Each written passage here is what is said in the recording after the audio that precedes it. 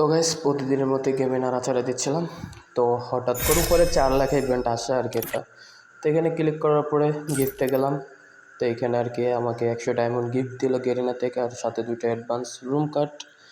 তো এটা সবাইকেই দিচ্ছে, তোমরাও নিতে পারবা, শুধু ডায়মন্ড না আরও কিছু দিচ্ছে।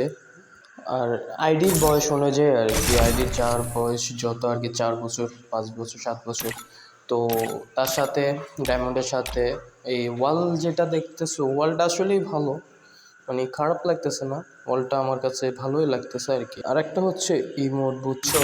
এটা ইমোট মূলত মনে করো যাদের আইডি 4 বছরের উপরে আর কি, বা 4 বছর, তারা পাবা।